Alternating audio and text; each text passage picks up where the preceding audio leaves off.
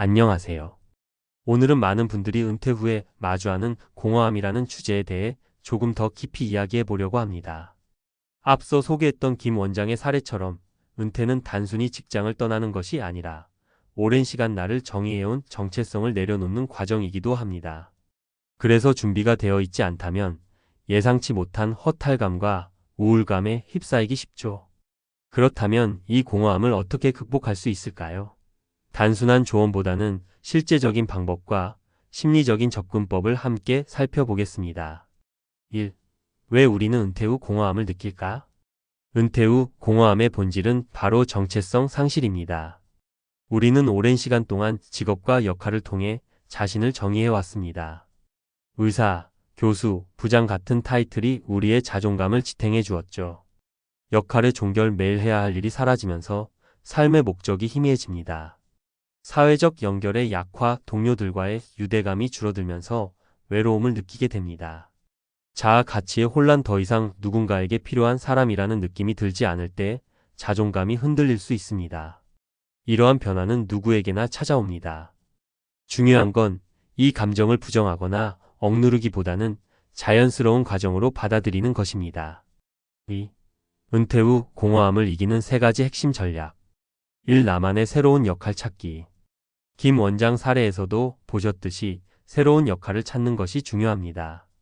여기서 말하는 역할은 꼭 직업적인 것이 아니어도 됩니다.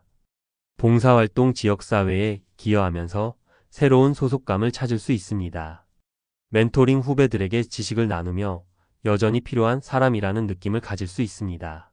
취미 기반 모임, 사진, 글쓰기, 요리 등 자신의 관심사를 공유하는 모임에서 활동적인 역할을 맡을 수 있습니다.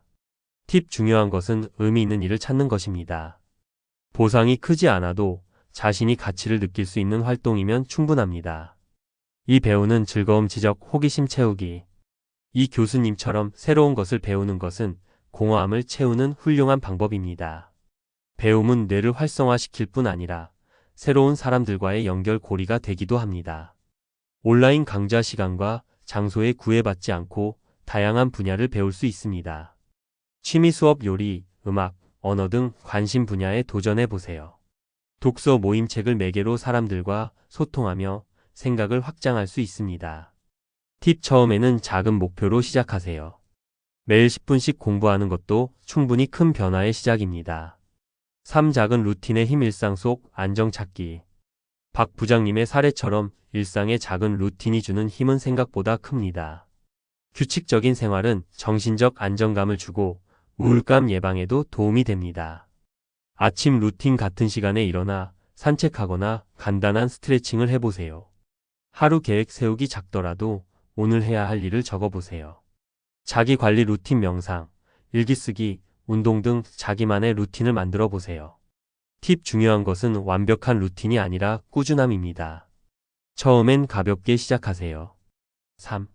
심리적인 관점. 감정을 인정하고 받아들이기. 은퇴 후의 공허함은 감정적으로 받아들이기 어려운 부분이 많습니다. 특히 성공적인 커리어를 쌓은 분일수록 자신의 약한 모습을 인정하기 어려워합니다. 감정의 인정: 나는 지금 외롭다, 허전하다는 감정을 부끄러워하지 마세요. 대화의 중요성. 가족이나 친구 혹은 상담 전문가와 솔직하게 대화해 보세요. 긍정적 자기 대화: 나는 여전히 가치 있는 사람이다 라는 긍정적인 메시지를 자신에게 건네세요. 팁: 때로는 혼자 감당하기 어려운 감정이 있을 수 있습니다.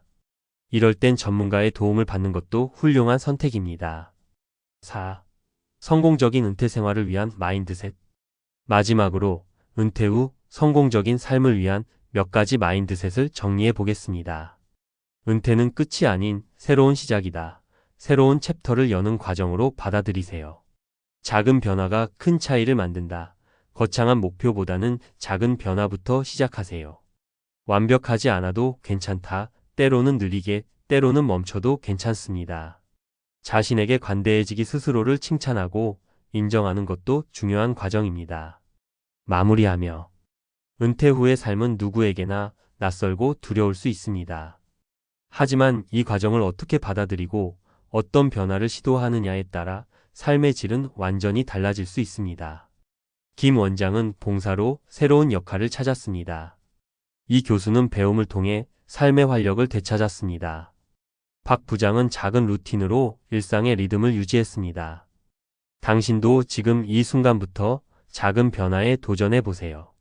은퇴는 끝이 아니라 또 다른 시작이며 그 여정을 밝혀줄 열쇠는 바로 당신의 마음가짐에 달려 있습니다. 오늘 이 글이 당신의 새로운 여정에 작은 힘이 되기를 바랍니다.